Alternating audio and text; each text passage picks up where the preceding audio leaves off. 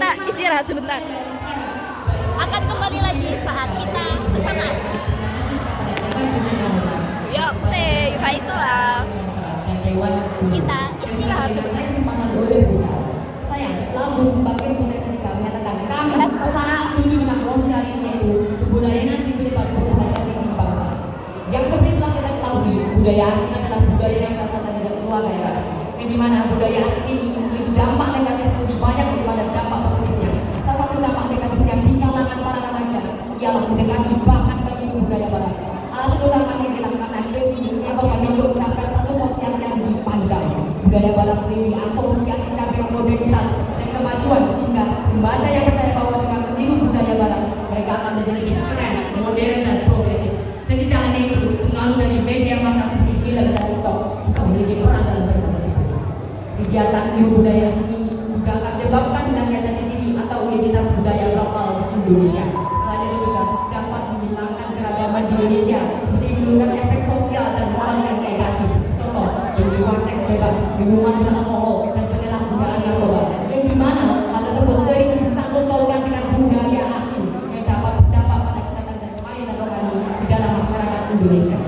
Pada pasal 32 ayat 1 Undang-Undang Dasar Negara Republik Indonesia tahun 1945 menyatakan bahwa negara memajukan kebudayaan nasional di tengah peradaban dunia dengan menjaga kebebasan masyarakat dalam memelihara dan mengembangkan nilai-nilai budaya.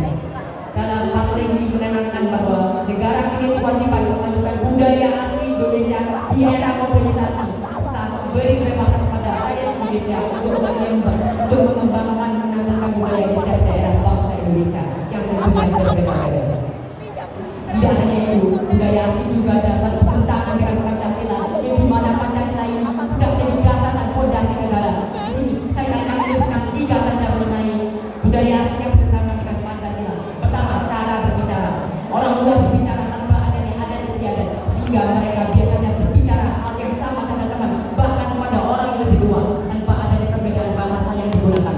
Indonesia sendiri terkenal akan sopan satunya, bahkan ketika berbicara pada orang yang lebih tua atau orang yang kita hormati, kita bukan bahasa yang sopan dan lemah lembut. Di bahasa Jawa sendiri, terdapat bahasa Jawa Ngoro dan bahasa Jawa Kromo yang penggunaannya saja sudah ditentukan. Dan irisnya remaja saat ini yang bahkan tinggal di daerah Jawa sekalipun kebanyakan tidak dapat berbicara dengan bahasa Jawa Kromo halus, menyebabkan hilang budaya asing tersebut.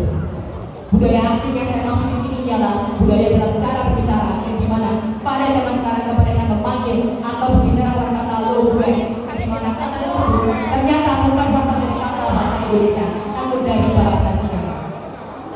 Yang kedua, sikap individualisme. Orang Barat atau asing terkenal dengan masyarakat yang individualis. Pandangan inilah yang mulai berkembang di dalam masyarakat Indonesia, di mana antara orang satu dengan orang yang lain tidak mempunyai ikatan kekeluargaan atau sikap peduli antar sesama. Sudah jelas, pandangan ini sangat bertentangan dengan sila kedua, yaitu kemanusiaan yang adil dan beradab.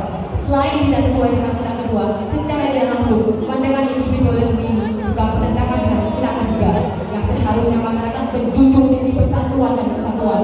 Namun, dengan masuknya pandangan ini menyebabkan masyarakat hidup secara terpisah-pisah, membuat nilai sila ketiga dan sila juga itu mundur. Yang pada dasarnya, yang mengatakan seluruh masyarakat Indonesia dari Sabang ke Merauke adalah sila ketiga yang berbunyi Persatuan Indonesia. Bentuknya persatuan yang